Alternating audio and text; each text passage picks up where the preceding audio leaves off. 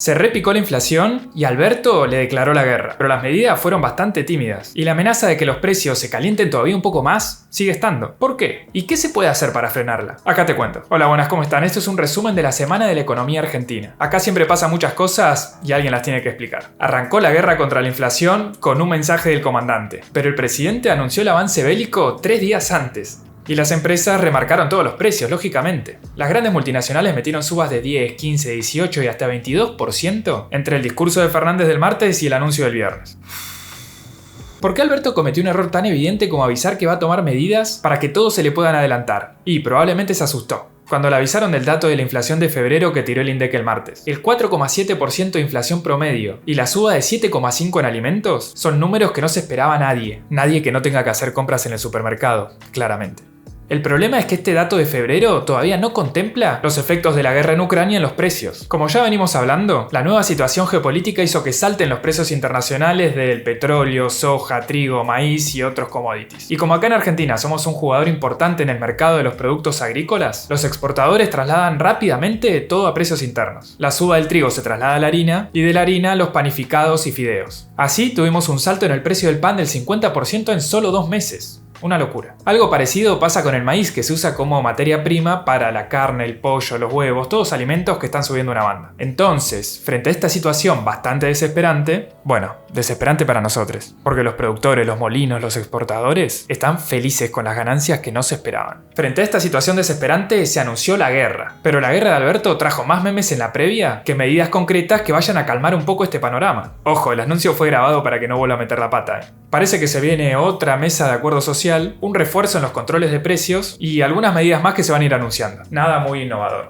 El único anuncio concreto es un fondo compensador del trigo para estabilizar su precio. ¿Cómo sería esto? No lo dijo. Pero, por lo que se sabe hasta el momento, sería más o menos así. Meterían un aumento de 2 puntos en las retenciones que pagan el harina y el aceite de soja. Un aumento en los derechos de exportación solo estos 2 productos para no meterse con los productores del campo. Porque quienes procesan la soja para hacer estos derivados son las cerealeras, grandes corporaciones que exportan casi todo lo que producen. Bueno, de ahí a que las exportadoras le pasen el costo a los productores es otra cosa. La cuestión es que se recaudarían unos 450 millones de dólares adicionales que el Estado va a usar para tratar de bajar algunos precios, concretamente los derivados del trigo. ¿Cómo? Subsidiando a los molineros, que son los que procesan el trigo para hacer harina. La guita se usaría para comprar trigo a precios de mercado y venderla a los molinos a un precio más bajo, y que ese precio más bajo se traslada a las panaderías. Básicamente le sacarían un poquito de las super ganancias de las cerealeras para bajar el precio del pan y de los fideos. Pero a los productores y a los molinos no les toca ni un centavo de los nuevos y amplios márgenes. Claro, porque por más que hayamos visto a la sociedad rural llorar durante toda la semana, lo cierto es que con la guerra sus ganancias volaron. Por ejemplo, una proyección de la Bolsa de Comercio de Rosario dice que con los nuevos precios, el margen neto para la siembra de trigo en campo propio trepó un 25% en dólares respecto al año pasado. Y ese es un cálculo conservador, ¿eh? Hay otros estudios privados que muestran rentas todavía más altas. Pero vivimos en el capitalismo, y las entidades rurales lloran y amenazan con cortar las rutas porque se quieren quedar con toda esta renta extraordinaria. Así funciona esto, en la facultad le dicen maximizar beneficios. Como la contraparte es que ahora mucha más gente se está cagando de hambre, alguien tiene que hacer algo,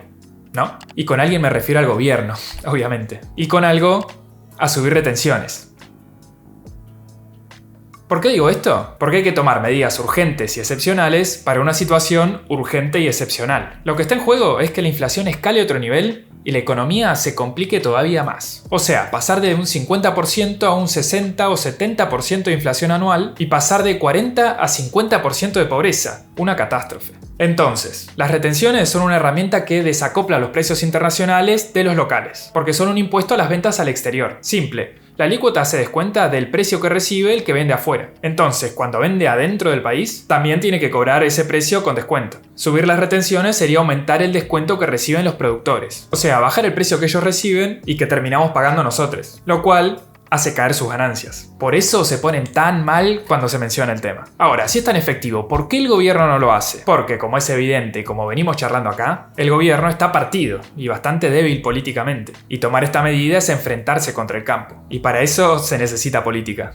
Ojo, las entidades rurales tienen su política bien clara, defender sus beneficios, aunque sean extraordinarios y la contraparte sea que más gente pase hambre. Porque así es el capitalismo. Ojalá el gobierno tuviese la misma tenacidad y capacidad de respuesta para defender la comida de los argentinos. Hay otro factor político y es que el oficialismo necesita del campo. Por eso no se quiere pelear. Es que hoy no hay dólares en el Banco Central y el gobierno necesita billetes verdes para reactivar la economía y para pagar la deuda externa. Y el sector agroindustrial genera el grueso de los dólares que entran al país. Son tan importantes que 7 u 8 cerealeras controlan casi todo el comercio exterior argentino. Si ellos quieren parar todo y que no entren más dólares, pueden hacerlo. De hecho, así son casi siempre las corridas cambiarias en Argentina. Cortan la oferta de dólares mientras sube la demanda, el Banco Central aguanta lo que puede y cuando terminaron de sacarle todo lo que tenía, salta el precio del billete. Y cuando salta, aparecen los dólares del campo, que liquidan en una condición más favorable con mayores ganancias en peso. Vuelvo, el gabinete también tiene un motivo económico para no subir las retenciones. El argumento es que la cosecha de trigo exportable ya fue casi toda vendida afuera, entonces no quedaría casi nada por recaudar por la suba del impuesto. Por lo tanto, la medida no tendría sentido. Pero los productores siempre usan como referencia el precio internacional. O sea, por algo la harina vuela acá en el mercado interno por más que ya hayan exportado todo. Entonces, una suba de retenciones aumentaría el descuento que se paga en el mercado local, como ya explicamos antes, y eso haría bajar los precios locales de la comida.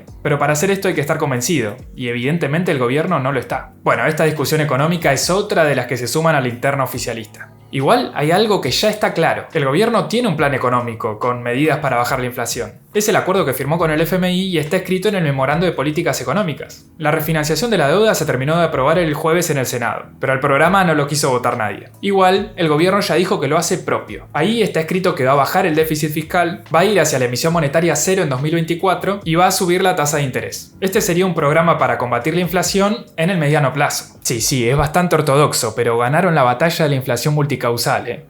Más allá de la efectividad, o no, que tengan estas medidas, lo que es seguro es que van a tardar en hacer efecto. Y el problema urgente es que el nuevo escenario internacional no se lleve puesto a la economía argentina.